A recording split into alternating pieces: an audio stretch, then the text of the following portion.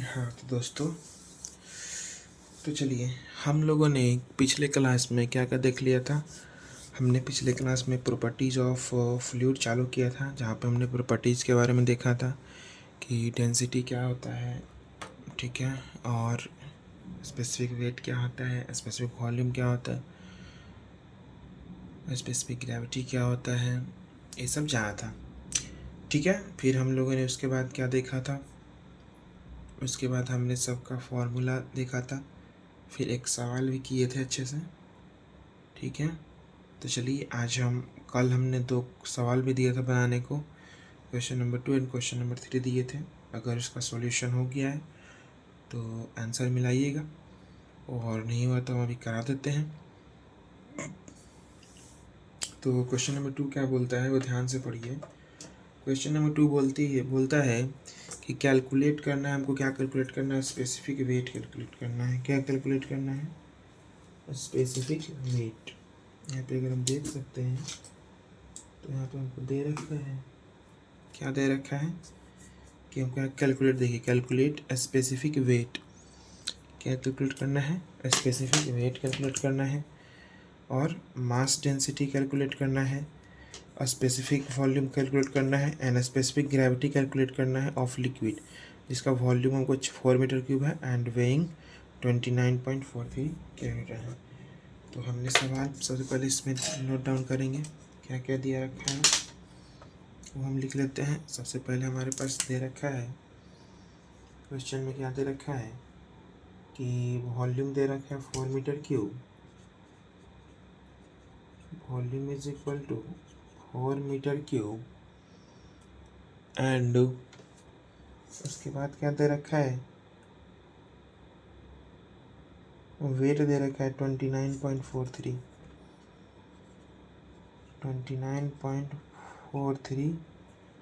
Kilo Newton, शायद है kilo Newton है, ठीक है। और ये हमारा क्या है, वेट है, ठीक है। यानी वॉल्यूम दे रखा है और वेट दे रखा है। और यहाँ पे एक चीज़ और लिख दिया है कि जो जी का वैल्यू लेना है वो 9.81 ले लेना है। कोई दिक्कत नहीं। और उसके बाद क्या बोला है, 9.1 मीटर पर सेकेंड स्क्वायर। उसके बाद बोल दिया है पहला कैलकुलेट स्पेसिफिक वेट, ठीक है। दूसरा मास डेंसिटी, ठीक है, and specific volume and specific gravity, मतलब सब चीज़ निकालना है, ठीक है। तो चलिए हम सॉल्व करते हैं। तो अगर हम बात करें, हमारे पास वॉल्यूम है और वेट है, तो सबसे पहले हम सॉल्यूशन में जाएं उससे पहले हम सबसे पहले देख लेते हैं वॉल्यूम दे रखा है। लेकिन हम बहुत जानते हैं कि वॉल्यूम अगर मीटर क्यूब में है तो कोई दिक्कत नहीं, क्योंकि ऐसा यूनिट में अगर वॉल्यूम भी है तो कोई दिक्कत ही नहीं है। अगर लीटर में हो तो उसको मीटर क्यूब में करते हैं। अब देखो वेट है, तो वेट दे रखा है 29.43, क्या देखा है, किलो न्यूटन दे रखा है, किलो न्यूटन है। तो किलो न्यूटन वेट है, तो क्या इस वेट से आप मास निकाल सकते हो, W/g करके। तो W क्या है, 29.43 क्या है, किलो न्यूटन, अपॉन क्या हो जाएगा हमारा 9.81, ठीक है, 9.81 मीटर पर सेकेंड स्क्वायर।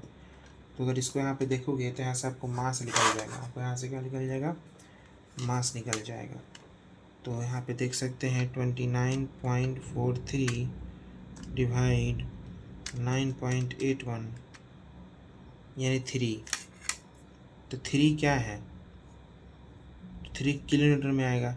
तो ऊपर अगर हम माइनस ऊपर में अगर करते हैं इनटू किलो न्यूटन में बदल देते हैं तो 1000 से मल्टीप्लाई। तो इस केस में हमारा जो मास आ गया वह 3000 kg आ गया। मास कितना आ गया, 3000 kg। 3000 kg जब मास हो गया तो हमारा निकालना क्या है, मास डेंसिटी। तो रो इज इक्वल टू क्या होता है, मास अपॉन वॉल्यूम, ठीक। तो मास हमारा कितना आ गया है 3000, वॉल्यूम कितना है 4। तो 3000 है, ये है, डिवाइड बाई 4 कर देते हैं। यहाँ से हमारा कितना आ जाएगा, साढ़े सात सौ क्या हो जाएगा, मास क्या होता है केजी पर मीटर क्यूब, डेंसिटी हो गया केजी पर मीटर क्यूब। उसके बाद हमको क्या निकालना है, तो स्पेसिफिक वेट बोलो या वेट डेंसिटी बोलो। वेट डेंसिटी क्या होता है, वेट अपॉन वॉल्यूम होता है, वेट अपॉन वॉल्यूम। तो वेट हमारा कितना है, वेट हमारा 29.43 है इंटू 10⁻³ न्यूटन में ले लेते हैं वेट, और वॉल्यूम जो 4 है ये है। तो इसको अगर देखेंगे तो है ना 24.4 29.4 into 1000 is equal to divide by 4। तो यहाँ से हमारा क्या आ जाएगा 73, इतना क्या हो जाएगा न्यूटन पर मीटर क्यूब। लेकिन हम भी देखेंगे स्पेसिफिक वेट, हम जब जहाँ भी देखेंगे वह किलो न्यूटन पर मीटर क्यूब होगा। तो इसको 7.35 किलो न्यूटन पर मीटर क्यूब भी लिख सकते हैं। तो यहाँ से हमने स्पेसिफिक वेट निकाल लिया, कितना आया 7.35 किलो न्यूटन पर मीटर क्यूब। मास डेंसिटी निकाल लिए, कितना आया, मास डेंसिटी आया 750 kg पर मीटर क्यूब। हमको निकालना अब क्या रह गया, स्पेसिफिक वॉल्यूम और स्पेसिफिक ग्रेविटी। तो स्पेसिफिक वॉल्यूम देखते हैं और स्पेसिफिक ग्रेविटी देखते हैं कैसे निकलेगा। ठीक है, इसको रब कर लेते हैं थोड़ा जल्दी से।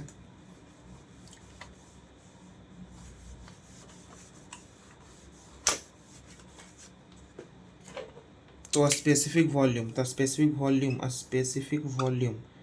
ठीक है, जिसको हम क्या दिए डी से डिनोट कर सकते हैं, क्या होता है 1 upon mass density, 1 upon mass density या डेंसिटी।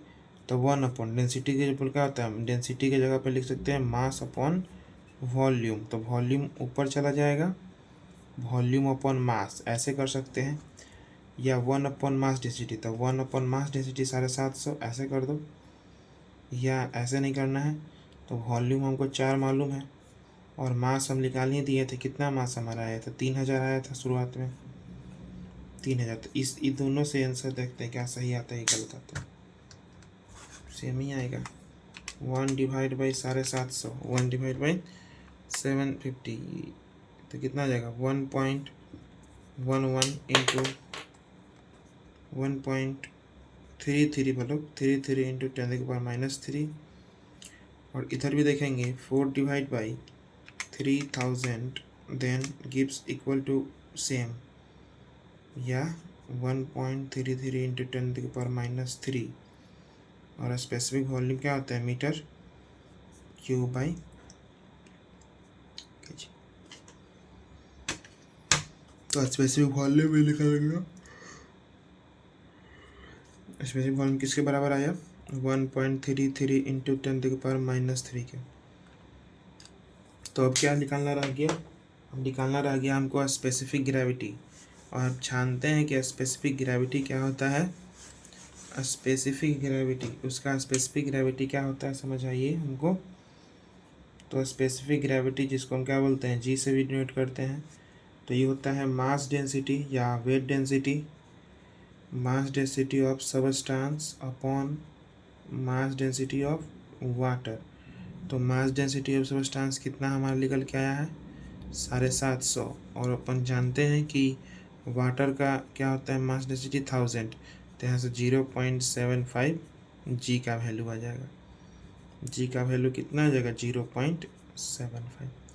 अभी जी कहने का मतलब समझते हो आप, 0.75 या कोई सवाल में दे दे कि अगर स्पेसिफिक ग्रेविटी 0.75 है तो इसका मास डेंसिटी क्या होगा, तो चुपचाप इसमें 1000 से मल्टीप्लाई कर दोगे तो यहाँ से मास डेंसिटी हमारा निकल जाएगा।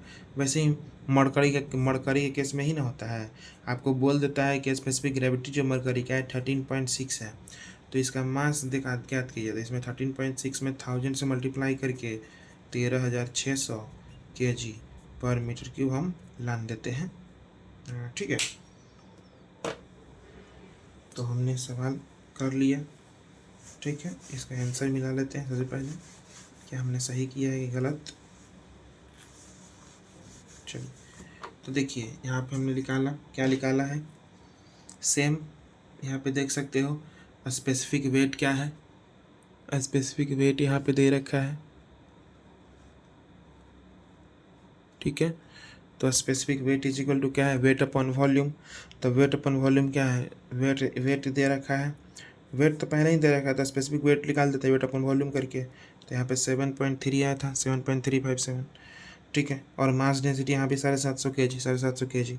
और स्पेसिफिक वॉल्यूम कितना आया था यहाँ पे 10 चलिए इसमें थोड़ा सा वो है गलती यहाँ पे है, यहाँ पे हम वेट अपॉन वेट नहीं गए, वॉल्यूम अपॉन मास लेंगे तब हो जाएगा सही। और उसके बाद हमारा क्या है, स्पेसिफिक ग्रेविटी। स्पेसिफिक ग्रेविटी हम जैसे कि निकालना सीख गए 0.75, 0.75। चलिए, तो नेक्स्ट सवाल है, नेक्स्ट सवाल को जल्दी जल्दी करते हैं फटाफट।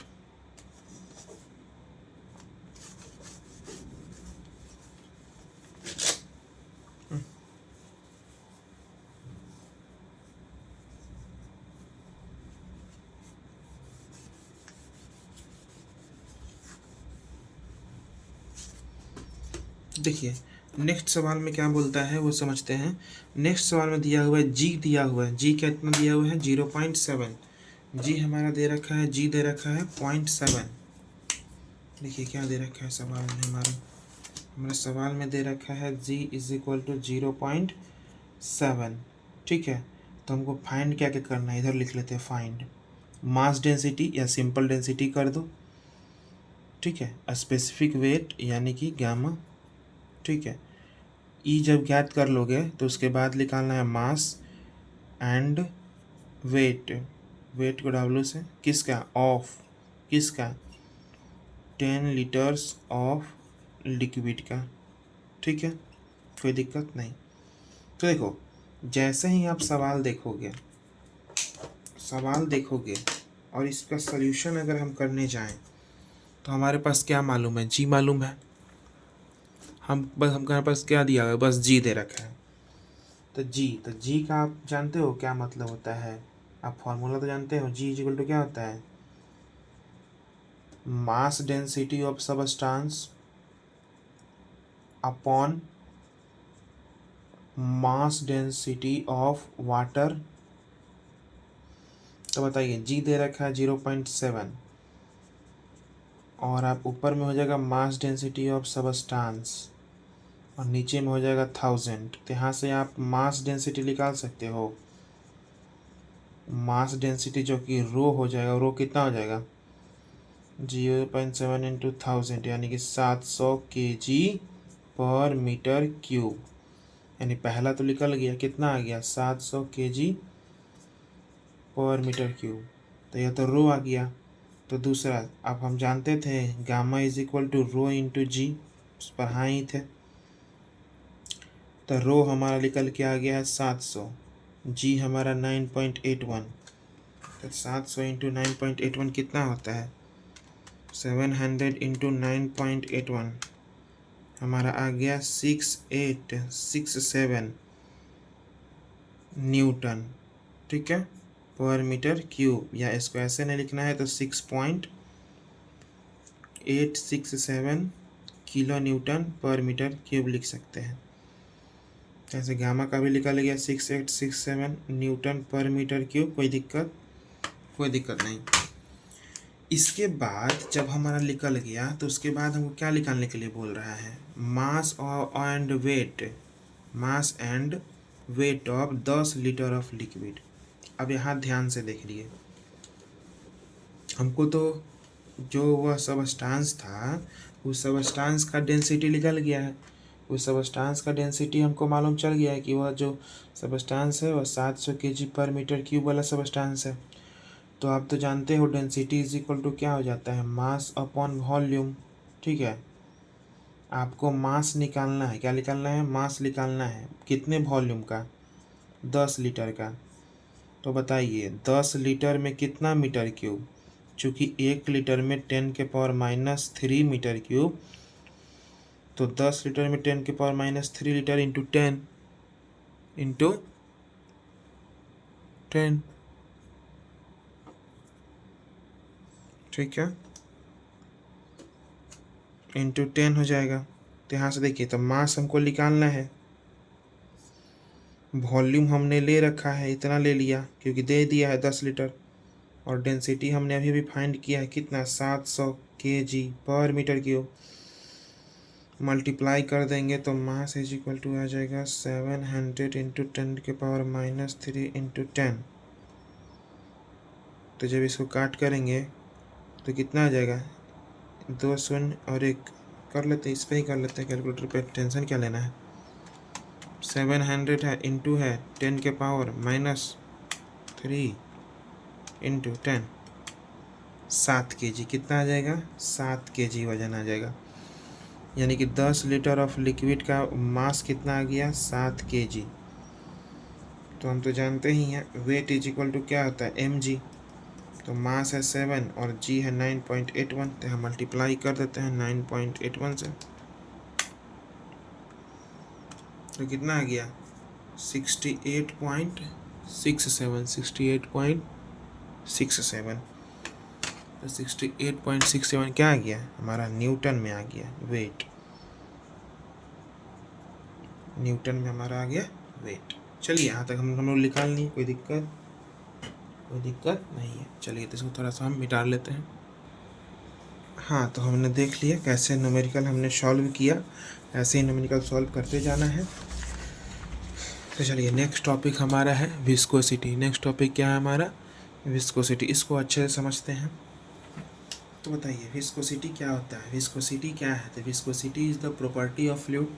विस्कोसिटी क्या है, फ्लूइड का वह प्रॉपर्टी है जो क्या करता है, दे ऑफर, जिससे वो क्या करता है, रेसिस्टेंस प्रोवाइड करता है, किसको, फ्लो को।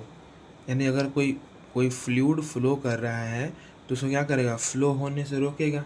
उस प्रॉपर्टी को हम क्या बोलते हैं, विस्कोसिटी बोलते हैं, ठीक है।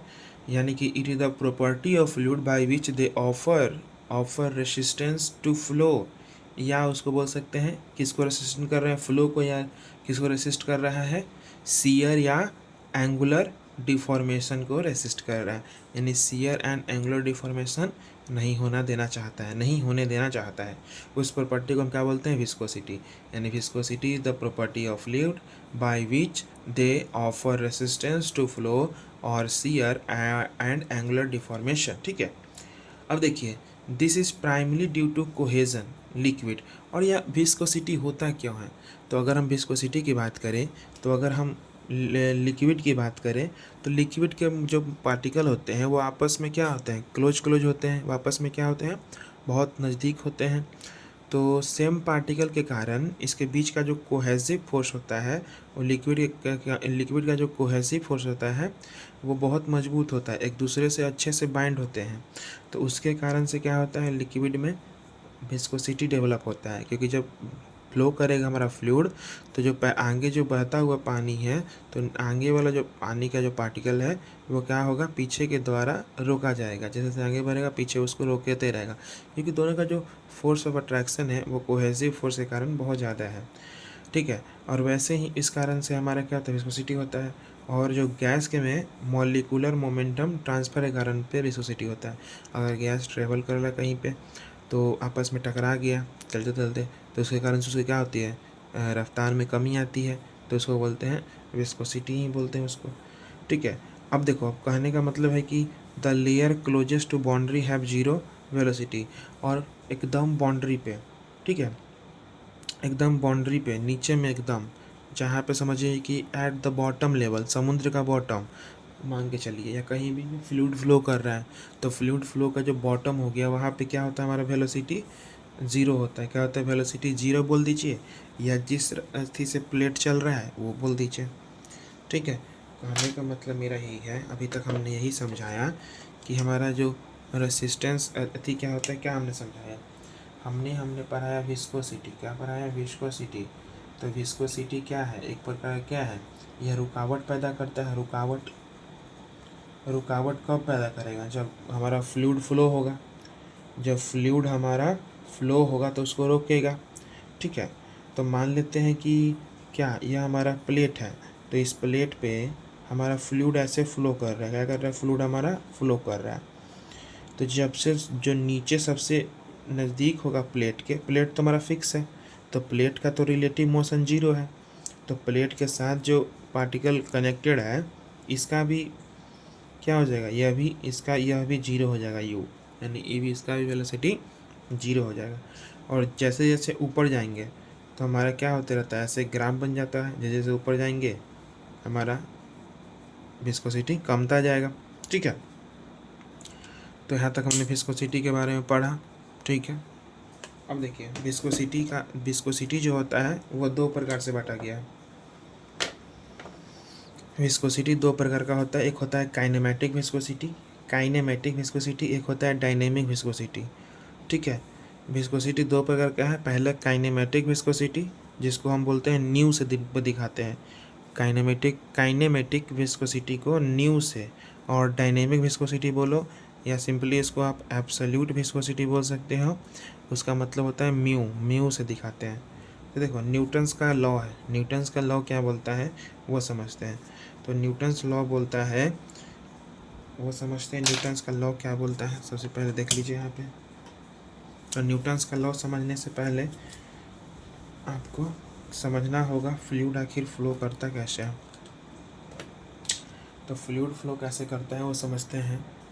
तो मान लिए कि हम क्या होता है, मान लिए यहाँ पे फ्लूइड फ्लो कर रहा है, जैसे अभी हमने बताया कि ऐसे फ्लूइड हमारा क्या हो रहा है, फ्लो कर रहा है। ठीक है, फ्लो कर रहा है। तो मान लेते हैं हमने ऑब्जर्वेशन करना चाहे, हमने ऑब्जर्वेशन dt टाइम के लिए ऑब्जर्वेशन करना चाहा। ठीक है, और हमने मान लिया कि 2 पार्टिकल हमने dy डेप्थ पे लिया, 2 पार्टिकल हमने dy डेप्थ पर लिया। कुछ समय तक क्या हुआ, कुछ समय के बाद नोटिस कर रहे हैं कि हमारा जो पार्टिकल है वो यहाँ से चल करके इस पॉइंट से चल करके इस पॉइंट पे आया। ठीक है, इस पॉइंट पे आया। ठीक है, इस पॉइंट पे आया। तो ठीक है, और लेकिन अगर हम नोटिस किए तो जो ऊपर वाला पॉइंट था, पार्टिकल था, वो यहाँ तक चल गया इस dt टाइम में, और यहीं तक रह गया। तो इस केस में जो बना हमारा वेलोसिटी प्रोफाइल ऐसे बन गया। क्या बन गया, ऐसे बन गया। कैसे बन गया, ऐसे। ठीक है, ये रहा हमारा वेलोसिटी प्रोफाइल, ऐसे बन गया। देखिए, तो कहने का मतलब क्या है कि यह जो था हमारा कैसे चल रहा था, यह dy है। तो शुरुआत में रफ्तार क्या थी, इसकी रफ्तार क्या थी, u थी, u रफ्तार से चल रहा था। किस रफ्तार से चल रहा था, u। और यह यहाँ से यहाँ इतना ज़्यादा तय कर लिया, कितना ज़्यादा तय कर लिया, यह मान लेते हैं डी डिस्टेंस ज़्यादा तय कर लिया। और यह ज़्यादा तय क्यों किया, क्योंकि सब तो पार्टिकल चल ही रहा था, लेकिन यह जो पार्टिकल था u रफ्तार से चल रहा था, और यहाँ वाला पार्टिकल क्या चल रहा था, किस रफ्तार से चल रहा था, u प्लस डी के रफ्तार से, u प्लस डी के रफ्तार से चल रहा था, u प्लस डी के रफ्तार से चल रहा था। ठीक है, जिस कारण से इसने एक्स्ट्रा दूरी डी तय की, और यह हमारा डी हो गया और डी हो गया। ठीक है, यहाँ तक समझ में आया। तो न्यूटन्स लॉ यही बोलता है कि जो टाउ है, जो शियर स्ट्रेस है, टाउ मतलब शियर स्ट्रेस, शियर स्ट्रेस है वो क्या होगा, जो हमारा शियर स्ट्रेस जो होगा वह रेट ऑफ शियर, क्या बोलते हैं, जो हमारा शियर स्ट्रेस होगा वो किसके बराबर होगा, D you upon D Y के। टाउ इज बराबर नहीं, tau is directly proportional to D you upon D Y. तो D you upon D Y क्या हो गया हमारा, ठीक है, D you upon D Y. ठीक है, अब इस प्रोपोर्शनलिटी का साइन हटाते हैं तो टाउ इज इक्वल टू, यहीं पे यह क्या आ गया, dynamic viscosity. Dynamic viscosity is equal to D you upon D Y आ गया। और इस D you upon D Y को हम क्या बोलते हैं, वेलोसिटी ग्रेडियंट। ठीक है, वेलोसिटी ग्रेडियंट बोल देते हैं। ठीक, या वेलोसिटी प्रोफाइल, जो बोलना है बोल दीजिए। ठीक है, तो यहीं पे हमने क्या समझा यहाँ पे वो समझ लेते हैं। हमने देखिए यहाँ पे देखा ना क्या दिया हुआ यहाँ पे, small interval of D T में, टाइम डी टी में हमने देखिए यहाँ पे बॉटम लेयर है, यहाँ टॉप लेयर है। तो जो बॉटम लेयर था यहाँ पे हमने देखा कि हमारा पार्टिकल यहाँ तक तो आया, दोनों सेम सेम, लेकिन ऊपर वाला पार्टिकल कुछ दूर ज़्यादा तय कर दिया। तो ज़्यादा तय क्यों किया, क्योंकि नीचे वाला पार्टिकल u रफ्तार से चल रहा था, तो ऊपर u प्लस डी के रफ्तार से चल रहा है। तो यहाँ पे dt टाइम में डी के रफ्तार से कितना डिस्प्लेसमेंट तय किया, तो डी ए डिस्प्लेसमेंट ज़्यादा तय किया। तो इस डी ए का मतलब क्या हो गया बताइए। इस डी ए लेंथ को, डी ए जो लेंथ है इसको कैसे निकाल सकते हैं, डी यू या डी यू अवतार में डी टी टाइम में, तो speed into time D A निकल जाएगा। ठीक है, हमने यहाँ पे देखा न्यूटन्स लॉ क्या बोलता है, tau directly proportional to D you upon D Y. तो टाउ इज इक्वल टू हो जाएगा म्यू, जिसको हम क्या बोलते हैं डायनेमिक विस्कोसिटी, और is equal to D you upon D Y. तो D you upon D Y को क्या बोलते हैं वेलोसिटी ग्रेडियंट। तो देखो हमने यहाँ पे क्या देखा कि यहाँ पे हमने क्या देख लिया बताइए, कि यहाँ डी ए जो हो गया, देखिए एक सेकेंड अच्छे से समझा देते हैं। हमने क्या देखा, हमने अब यही देखा ना, हमने क्या देखा बताइए, हमने कुछ ऐसा भी फिगर देखा, यह हमारा क्या हो गया था डी वाई हो गया था, और यह हमारा डी ए हो गया था। ठीक है, और यहाँ एक थीटा बन गया था बताइए। तो इस डी ए, तो डी ए कहने का मतलब क्या हो गया, डी ए एक डिस्टेंस है, तो यह स्पीड अपॉन टाइम। तो किस रफ्तार से यह स्पीड तय किया था, डी यू के स्पीड से, और into T D T time में। तो बताइए यहाँ पे tan थीटा लगाइए, तो tan theta is equal to क्या होता है, ये tan थीटा है तो परपेंडिकुलर अपॉन बेस, ये परपेंडिकुलर हो गया, ये बेस हो गया, तो d a upon D y हो गया। तो बताइए tan थीटा, तो tan छोटा सा है तो tan डी थीटा लिए है ना, तो tan डी थीटा, तो डी थीटा बहुत छोटा है तो इसको सिंपली डी थीटा लिख सकते हैं, और इधर डी ए के जगह पे D u into d T upon D y लिख सकते हैं। अब इस डी टी को इधर कर देते हैं, तो D theta upon D t is equal to D you upon D Y. तो यही d theta upon D T हो गया, इसी को हम बोल देते हैं रेट ऑफ शियर स्ट्रेन, या ऐसे ही बोल सकते हैं रेट ऑफ एंगुलर डिफॉर्मेशन। तो जो हम अभी फॉर्मूला पढ़े tau is equal to mu D you upon D Y, तो D you upon D Y के जगह पे हम क्या लिख सकते हैं बताइए, D theta upon D T भी लिख सकते हैं, क्योंकि D you upon D Y किसके बराबर हो गया, D theta upon D T के बराबर हो गया। तो यहीं पे हम फिर से समझ लेते हैं क्या हमने बोलना चाहा। यहाँ पे देखा कि यह डी वाई है या डी ए है, डी थीटा और एंगल से देखें तो tan डी थीटा कितना हो गया, d a upon D Y. ठीक है, शियर स्ट्रेन ही तो हो रहा है, तो since D theta is negligible, D theta बहुत छोटा है, तो tan डी थीटा के बराबर हो गया। तो यहाँ से डी थीटा हमारा क्या आ गया बताइए, tan d theta is equal to d a upon D y हो गया। तो डी थीटा यहाँ से लिख सकते हैं डी ए के जगह पे D U D T upon D Y, तो D theta upon D T हो जाएगा, D theta upon D T इधर आ जाएगा, D theta upon D T D you upon D Y, और D theta upon D T को ही क्या बोलते हैं, rate of change of shear strain बोल दीजिए, rate of change of shear strain बोल दीजिए, या rate of change of angular deformation बोल दीजिए। तो इस तब d you upon D y की जगह पे d theta upon D t रख सकते हैं, क्योंकि आपस में हमने इक्वल प्रूफ कर दिया। तो tau is equal to mu d theta upon D t, और जैसा सवाल देगा उसके अनुसार से आप अपना शियर स्ट्रेस का फॉर्मूला लगा देंगे। अगर वेलोसिटी प्रोफाइल दिया हुआ हो, d you upon D y दे रखा हो, तो simple tau is equal to mu D you upon D y लगा देंगे। अगर रेट ऑफ एंगुलर डिफॉर्मेशन दे रखा हो या रेट ऑफ शियर स्ट्रेन दे रखा हो, तो direct tau is equal to mu d theta upon D t लगा देंगे, जिससे हमारा काम बन जाए। ठीक है, तो हम लोगों ने दो चीज़ पढ़ा, दो विस्कोसिटी पढ़ा, कौन कौन, एक डायनेमिक विस्कोसिटी पढ़ा और एक काइनेमेटिक विस्कोसिटी पढ़ा। डायनेमिक विस्कोसिटी जिसको हम एब्सोल्यूट विस्कोसिटी भी बोल सकते हैं, और काइनेमेटिक विस्कोसिटी क्या होता है, जिसको हम न्यू से डिनोट करते हैं, ऐसे चोंच बना देते भी की तरह, ऐसे भी चोंच बना हुआ, तो न्यू इसको बोलते हैं, इसको म्यू बोलते हैं।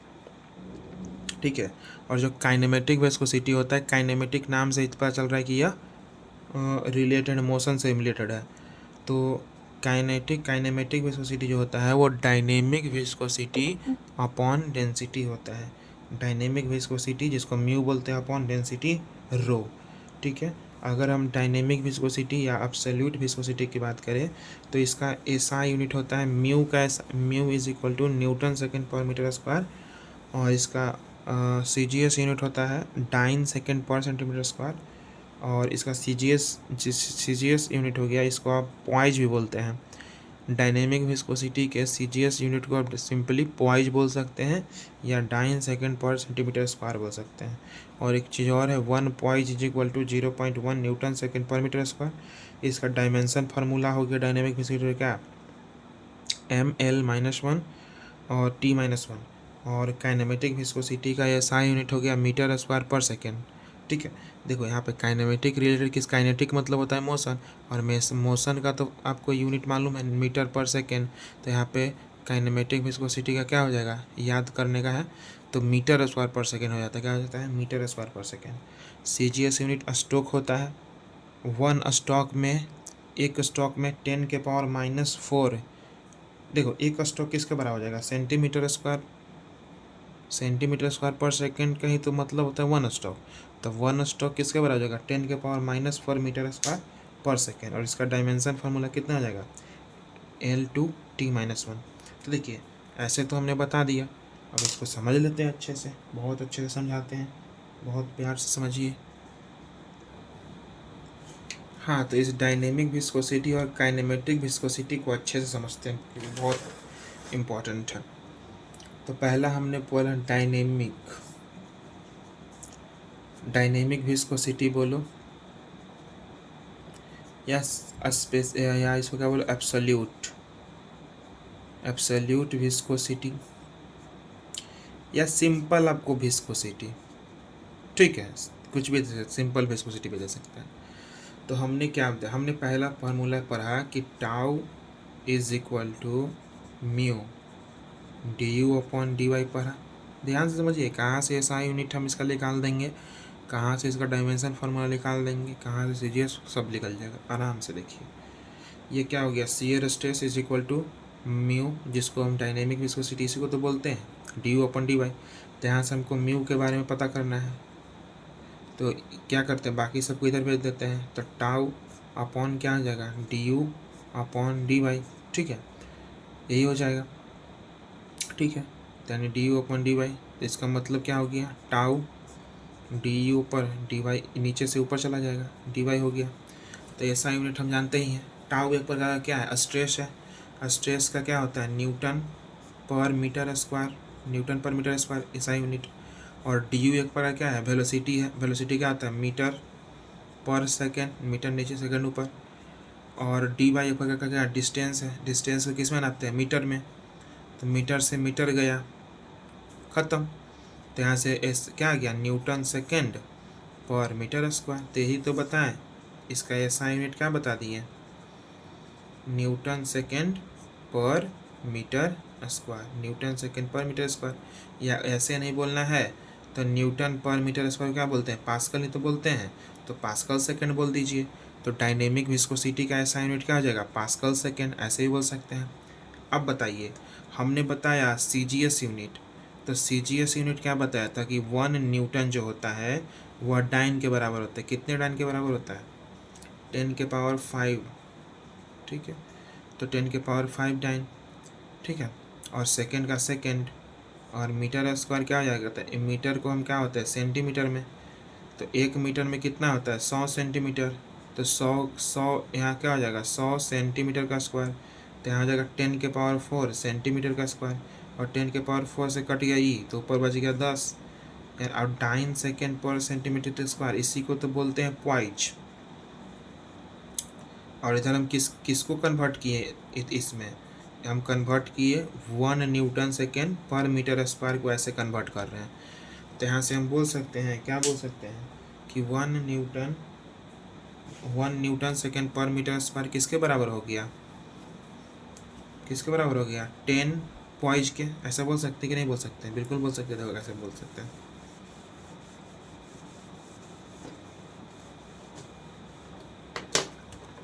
यहाँ पे हमने इसी को ना कन्वर्ट किया, 1 न्यूटन सेकेंड पर मीटर स्क्वायर को ही तो कन्वर्ट किया, किस में, डाइन सेकेंड पर सेंटीमीटर स्क्वायर। डाइन सेकेंड पर सेंटीमीटर स्क्वायर को ही पॉइज बोलते हैं। तो हम बोल सकते हैं 1 न्यूटन सेकेंड पर metre square is equal to 10 poise, बिल्कुल बोल सकते हैं। अगर 10 से दोनों तरफ डिवाइड कर दें, या 1 पॉइज इक्वल टू देखना चाहेंगे तो इधर अगर 1 करेंगे तो इस यानी कि 1 करने का मतलब इसका 10वां भाग, तो इधर से भी 10 से डिवाइड करना पड़ेगा, यानी कि 0.1 न्यूटन सेकेंड पर मीटर स्क्वायर। या ये दोनों में से कुछ एक याद कर लीजिए। अगर ये याद कर लीजिएगा, दोनों में से कोई याद कर लीजिए कि 1 पॉइज में होता है 0.1 न्यूटन सेकेंड पर मीटर स्क्वायर, या 1 न्यूटन सेकेंड पर मीटर स्क्वायर में होता है 10 पॉइज। कुछ भी याद कर लीजिए। अब देखिए हमने क्या कर लिया था, हमने इसका अब डायमेंशन देख लेते हैं। हमने तो ऐसा यूनिट निकालना सीख लिया, अब डायमेंशन फार्मूला जो है वो देख लेते हैं। तो हमने क्या निकाला ऐसा यूनिट,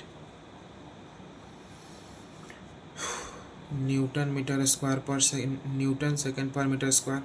अब न्यूटन को हम कैसे लिखते हैं, केजी मास इंटू एक्सेलरेशन, तो केजी एक्सेलरेशन का, मीटर पर second square into second square into नीचे तो पहले से मीटर स्क्वायर है, ऊपर में पहले से सेकेंड है, तो 1 सेकेंड तो गया कि नहीं गया, बिल्कुल गया। 1 मीटर तो हमारा यहाँ से गया, नीचे में 1 मीटर बचा, ऊपर में केजी, तो यहाँ से केजी का मतलब m, सेकेंड का मतलब t, मीटर का मतलब लेंथ l-1, t-1। तो यही तो हम बता रहे हैं डायमेंशन। तो डायमेंशन आ गया m l-1 और t-1। यहाँ भी देख लो यही है ना डायमेंशन, m l-1 t-1। ठीक है, तो यहाँ तक हमने समझ लिया। हमने क्या क्या समझ लिया यहाँ पे, देखो सेम यही समझ लेते हैं। जो बोला हमने समझा दिया। हमने बताया कि डायनेमिक विस्कोसिटी और एब्सोल्यूट विस्कोसिटी, या सिंपल इसको विस्कोसिटी ही क्यों ना बोल दे, सब का मतलब एक ही है। ठीक है, ठीक। अब तो सबका मतलब बता ही दिए, तो इसको कहाँ से आया वो भी बता दिए। इसका ऐसा यूनिट क्या होता है, न्यूटन सेकेंड पर मीटर स्क्वायर होता है। ठीक है, यानी म्यू का ऐसा यूनिट क्या, न्यूटन सेकेंड पर मीटर स्क्वायर ऐसा यूनिट है, या एमकेएस यूनिट है। और इसका सीजीएस यूनिट क्या होता है, पॉइज होता है। पॉइज कहने का मतलब क्या हो गया, डाइन सेकेंड पर सेंटीमीटर स्क्वायर। और एक पॉइज में 0.1 न्यूटन सेकेंड पर मीटर स्क्वायर, या 1 न्यूटन मीटर 1 पास्कल सेकेंड, या न्यूटन सेकेंड पर metre square is equal to 0.1 poise, ऐसे भी बोल सकते हैं। नहीं, 10 पॉइज। ठीक है, इसको 1 करेंगे तो 10 हो जाएगा, या ऐसे नहीं तो 1 poise is equal to 0.1 newton second पर मीटर स्क्वायर याद कर लीजिए। और डायमेंशनल फार्मूला कितना हो जाएगा, m-l-1 t-1। अब काइनेमेटिक विस्कोसिटी को ऐसे ही समझते हैं। तो काइनेमेटिक विस्कोसिटी क्या होता है, काइनेमेटिक विस्कोसिटी तो आप जानते हैं, डायनेमिक विस्कोसिटी अपॉन डेंसिटी कर दीजिएगा तो काइनेमेटिक विस्कोसिटी आ जाएगा। तो काइनेमेटिक विस्कोसिटी देखते हैं। तो काइनेमेटिक विस्कोसिटी क्या हो जाता है, काइनेमेटिक विस्कोसिटी, तो काइनेमेटिक विस्कोसिटी जिसको हम न्यू से दिखाते हैं, तो न्यू हमारा हो जाता है डायनेमिक विस्कोसिटी अपॉन रो, यानी डेंसिटी। ठीक है, और डायनेमिक विस्कोसिटी तो हम अभी पढ़े, म्यू होता है और डेंसिटी रो होता है, तो mu upon rho is equal to nu. ठीक है, तो म्यू का हम अभी देख लिए हैं। इसका ऐसा यूनिट क्या होता है, न्यूटन सेकेंड पर मीटर स्क्वायर। और डेंसिटी तो हम जानबे करते हैं क्या होता है, मास अपॉन वॉल्यूम। तो मास को केजी में, वॉल्यूम को मीटर क्यूब ऊपर चला गया। और न्यूटन को भी बदल लेते हैं, तो न्यूटन को बदल लेते हैं तो क्या हो जाएगा, केजी इंटू मीटर पर सेकेंड स्क्वायर। तो बताइए इस मीटर स्क्वायर से यहाँ से ऊपर में 1 मीटर और बच जाएगा। इस केजी से इस केजी कटा, इस सेकेंड से 1 सेकेंड कटा, तो यहाँ से क्या आ जाएगा, मीटर स्क्वायर पर सेकेंड। क्या आ गया, मीटर स्क्वायर पर सेकेंड। तो यही तो इसका ऐसा यूनिट है। न्यू का ऐसा यूनिट कितना हो गया, मीटर स्क्वायर पर सेकेंड हो गया न्यू का ऐसा यूनिट। और सीजीएस यूनिट क्या होता है बताइए। तो सीजीएस करने का मतलब क्या होता है, सीजीएस यूनिट, तो सीजीएस यूनिट करने का मतलब होता है कि मास को हमको ग्राम में, ठीक है, और सेकेंड तो टाइम ही होता है, लेंथ हमारा सेंटीमीटर में हो जाता है। तो बताइए हमने क्या यहाँ पे देखा कि एसआई यूनिट हमारा क्या आ गया बताइए, मीटर स्क्वायर पर सेकेंड आ गया। अब बताइए तो, और एसआई यूनिट कितना हो जाता है, centimetre square. CGS unit centimetre square upon second. ठीक है, तो अब देखते हैं बदल है कितना का इसको पता क्या बोलते हैं सेंटीमीटर स्क्वायर पर सेकंड को, इसी को बोल देते हैं स्टोक। क्या बोल देते हैं? स्टोक। तो इसको कन्वर्ट करते हैं, मीटर स्क्वायर है तो मीटर स्क्वायर को सेंटीमीटर स्क्वायर में बदलने के लिए 1 मीटर में 100 सेंटीमीटर, तो 100 सेंटीमीटर, मीटर को बदल दे सेंटीमीटर, तो यहाँ पे स्क्वायर है तो यहाँ स्क्वायर और नीचे में सेकेंड, यानी कि 10 के power 4 centimetre square upon second. और सेंटीमीटर स्क्वायर अपॉन सेकेंड को क्या बोल दिए? स्टोक बोल दिए। और यह किसके इक्वल हम निकाल रहे हैं? मीटर स्क्वायर पर सेकेंड के। और इधर 10 के पावर 4 है तो इस 10 के पावर 4 को उधर लेके जाएंगे तो यहाँ से लिख सकते हैं 1 स्टोक इज इक्वल टू 10 के पावर -4, क्योंकि इधर गुना में है, इधर जाएगा डिवाइड में, नीचे आएगा वो, तो नीचे से ऊपर जाएगा तो माइनस में हो जाएगा, और यहाँ जाएगा क्या? मीटर स्क्वायर पर सेकेंड। यानी 1 स्टोक किसके बराबर है? 10 के पावर -4 मीटर स्क्वायर पर सेकेंड के बराबर है। और यहाँ भी हम देख रहे हैं, यहाँ भी अगर हम देखेंगे तो यहाँ पे न्यू है, dynamic viscosity mu upon viscosity upon density rho. SI unit कितना हो गया? मीटर स्क्वायर पर सेकेंड। सीजीएस यूनिट कितना हो गया? स्टोक्स हो गया। 1 स्टोक्स किसके बराबर हो गया? सेंटीमीटर स्क्वायर पर सेकेंड के। या 1 स्टोक किसके बराबर हो गया? 10 के पावर -4 मीटर स्क्वायर पर सेकेंड के। अब डायमेंशन फार्मूला में रखा क्या है? डायमेंशन फार्मूला तो आप ऐसे ही निकाल दीजिएगा, इजीली निकाल दीजिएगा। आपको एक का मालूम है, नहीं भी मालूम होता तो निकाल लेते हैं। आपको डायनेमिक विस्कोसिटी का डायमेंशन फार्मूला मालूम है ना? ml। डायनेमिक विस्कोसिटी का म्यू का डायमेंशन फार्मूला मालूम है, ml-1 t-1। तो ये हो गया म्यू अपॉन हमारा क्या? डेंसिटी। म्यू अपॉन डेंसिटी, तो डेंसिटी क्या होता है? Mass upon volume. क्या होता है? नीचे में तो रो है, तो मास इंटू वॉल्यूम को क्या बोल देते हैं बताइए? Mass upon volume. तो L 3 हो जाता है, M से M कट जाएगा, तो यहाँ से 2 और 3, तो L-2 t-1 हो जाएगा। कोई दिक्कत? -2 नहीं होगा, प्लस में 3 है ना, 3 ज़्यादा है, माइनस में है, +2 हो जाएगा। यानी L2 t-1 यहाँ से भी निकाल सकते हो, नहीं तो हम तो पता ही चल गया कि न्यू का ऐसा यूनिट क्या होता है? मीटर स्क्वायर पर सेकेंड होता है, और मीटर स्क्वायर को L स्क्वायर और टी नीचे में है तो टाइम -1, ऐसे भी निकाल सकते, कोई दिक्कत है नहीं। जैसे मन किया वैसे निकाल दिए।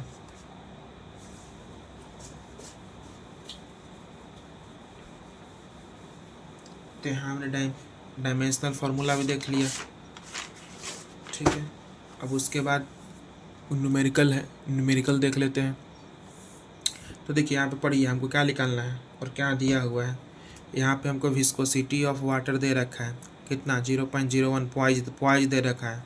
फाइंड करना है kinematic viscosity if specific gravity भी दे रखा है, सब चीज़ दे रखा है। अब चुपचाप बना देना है, कुछ करने में ज़रूरत है नहीं। यहाँ पे अगर हम देखेंगे तो हमको विस्कोसिटी दे रखा है, तो विस्कोसिटी यानी कि म्यू दे रखा है, और म्यू 0.01 पॉइज है। कितना है? पॉइज है, और पॉइज हमारा सीजीएस यूनिट में होता है, तो इसको हमको करना पड़ेगा किस में करना पड़ेगा? एसआई यूनिट में। तो एसआई यूनिट में क्या होता है? एसआई यूनिट क्या होता है इसका? क्या होता है? पास्कल सेकेंड होता है ना। पास्कल सेकेंड करने का मतलब न्यूटन सेकेंड पर मीटर स्क्वायर होता है। और पॉइज का मतलब हम जानते थे क्या? पॉइज का मतलब क्या होता है? डाइन सेकेंड पर सेंटीमीटर स्क्वायर होता है। और हम एक कंडीशन और पढ़ लिए, क्या पढ़ रहे थे अभी? कि 1 poise is equal to 0.1 newton second पर मीटर स्क्वायर।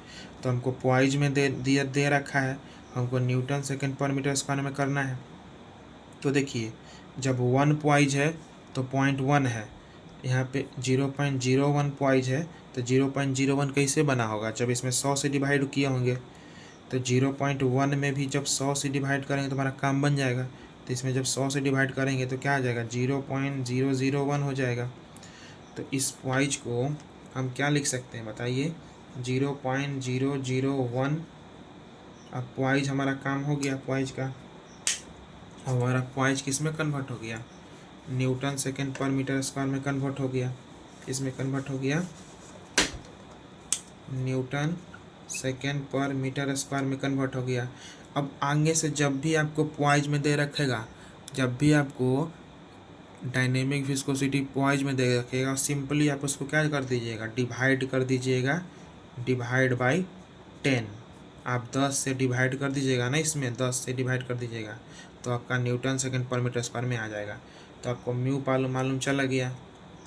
आपको काइनेमेटिक विस्कोसिटी न्यू निकालना है, और न्यू का फॉर्मूला क्या होता है, न्यू का फार्मूला क्या होता है, म्यू अपॉन डेंसिटी। तो डेंसिटी आपको निकालना पड़ेगा। डेंसिटी निकालने के लिए आपको स्पेसिफिक ग्रेविटी दे रखा है, तो आपको स्पेसिफिक ग्रेविटी जी दे रखा है। तो जी में अगर हम वाटर का मास डेंसिटी जो कि 1000 होता है उसको मल्टीप्लाई कर देंगे तो डेंसिटी निकल जाएगा। तो 0.998 इंटू मल्टीप्लाई बाई 1000, तो यहाँ से हो जाएगा 998। तो 998 हमारा हो जाएगा डेंसिटी। तो म्यू हमारा 0.001 अपॉन 998। इसको जब डिवाइड करेंगे तो यहाँ से हमको काइनेमेटिक विस्कोसिटी का वैल्यू निकल जाएगा, जो कि किसके इक्वल हो जाएगा वो देखते हैं। 0.001 डिवाइड बाई 998 किसके बराबर हो जाएगा, तो देखिए किसके बराबर हो गया, लगभग 1 इंटू 10 के पावर -6, या सिंपल इसको बोल देते हैं 10 के पावर -6 मीटर स्क्वायर पर सेकेंड के बराबर। देखिए हो गया ना, 10 के पावर -6 बराबर क्या किया यहाँ पे, डायनेमिक विस्कोसिटी दे रखा था 0.01 पॉइज, तो स्पेसिफिक ग्रेविटी भी दे रखा था। तो यहाँ से हमने mass density of substance upon mass density of water करके यहाँ से हमने मास डेंसिटी निकाल लिया। और काइनेमेटिक विस्कोसिटी क्या होता है, डायनेमिक विस्कोसिटी अपॉन मास। तो डायनेमिक विस्कोसिटी यहाँ दे रखा है, अपॉन मास कर दिए। तो डायनेमिक विस्कोसिटी तो एक पॉइज में है, और इसको एसआई यूनिट बदलने के लिए 10 से डिवाइड कर दिए, जो कि 0.001 हो गया, और अपॉन में इतना है तो लगभग 1000 के बराबर है, 1000 मान लिए। तो यहाँ से 10 के पावर -6 मीटर स्क्वायर पर सेकेंड आ गया। क्या आ गया, आ गया। ठीक है, अब नेक्स्ट सवाल है, इसको पहले खुद से कीजिएगा, उसके बाद हम सॉल्व करा देते हैं तुरंत। ठीक है, हाँ तो इस सवाल में देखिए क्या क्या दे रखा है। तो इस सवाल में दे रखा है कि एक प्लेट है, एट अ डिस्टेंस दे रखा है, वाई दे रखा है, एट अ डिस्टेंस 0.0245 mm में दे रखा है फ्रॉम अ फिक्स प्लेट। एक कोई फिक्स प्लेट है, उससे क्या है, इसका डिस्टेंस दे रखा है, कोई एक फिक्स प्लेट है, ठीक है, उससे एक प्लेट रखे हैं, जिस कितने डिस्टेंस पे प्लेट रखे हैं, उस प्लेट का डिस्टेंस कितना दे रखा है, 0.0254 ये दे रखा है mm में। ठीक है, और बोल रहा है कि वह मूव कर रहा है कितना से, वह मूव कर रहा है 0.61 मीटर पर सेकेंड से, यानी कि u भी दे रखा है, u भी दे रखा है और y भी दे रखा है। हमको रिक्वायर अ फोर्स ऑफ, तब मूव कराने के लिए हम कितना स्ट्रेस देना पड़ रहा है, तो उसको मूव कराने के लिए हमको स्ट्रेस देना पड़ रहा है, उसका वैल्यू भी दे रखा है। देखो यहाँ न्यूटन पर मीटर स्क्वायर यानी कि स्ट्रेस है, यानी कि टाउ दे रखा है, कितना दे रखा है, 1.962 दे रखा है, 1.962 दे रखा है। हमको डिटरमाइन क्या करना है, डायनेमिक विस्कोसिटी म्यू। ठीक है, तो देखिए हमने बना लिए, हमारा फ्लूइड फ्लो कर रहा है, ये हमारा फिक्स प्लेट है, ये हमारा क्या है, फिक्स प्लेट है, और फिक्स प्लेट से इतना mm के डिस्टेंस पे हमारा एक प्लेट है जो कि क्या कर रहा है, मूव करना चाह रहा है, जिसको मूव कराने के लिए इतना टाउ लग रहा है। कितने के रफ्तार से मूव करा रहा है, 0.61 मीटर पर सेकेंड के रफ्तार से। तो हम जानते हैं formula, tau is equal to क्या होता है, mu d upon D y. बस इसमें वही ध्यान रखना होता है कि सबका जो यूनिट है ना, जो सबका जो वैल्यू दे रखा है, सबको हम ऐसा यूनिट में लेंगे। तो डायनेमिक विस्कोसिटी क्या दे रखा है बताइए, डायनेमिक विस्कोसिटी तो निकालना ही है भाई, हमको टाउ दे रखा है, टाउ कितना दे रखा है, 1.962, क्या ये ऐसा यूनिट में है, देख लेते हैं। तो 1.962 न्यूटन पर मीटर स्क्वायर, जो कि ऐसा यूनिट में है, बिल्कुल है। हमको म्यू को तो निकालना ही है, डी यू दे रखा है, डी यू देखिए तो 0.61 मीटर पर सेकेंड दे रखा है, 0.61 मीटर पर सेकेंड, ये भी ऐसा यूनिट में है। हमको डी वाई देख लेते हैं, डी वाई क्या दे रखा है, 0.0254 mm दे रखा है। तो मीटर में बदलने के लिए कितने से डिवाइड करते हैं, 1000 से। क्योंकि 1 मीटर में कितना होता है 1000 mm, तो 1 mm में 1/1000, तो यहाँ से 10⁻³ से डिवाइड कर दिए। अब हमको यहाँ से डायनेमिक स्पीड निकालना है, तो ई वाला पूरा टर्म जाके इधर मल्टीप्लाई हो जाएगा, कितना जाएगा 1.962 इंटू 0.0254 इंटू 10⁻³ और ये नीचे आ जाएगा 0.61, तो यहाँ से हमारा आंसर आ जाएगा। सॉल्व कर लेते हैं। तो देखिए क्या है 1.962 into 0.0254 into 10⁻³ is equal to divide 0.61। देखिए कितना आंसर आ गया, लिख देते हैं आंसर।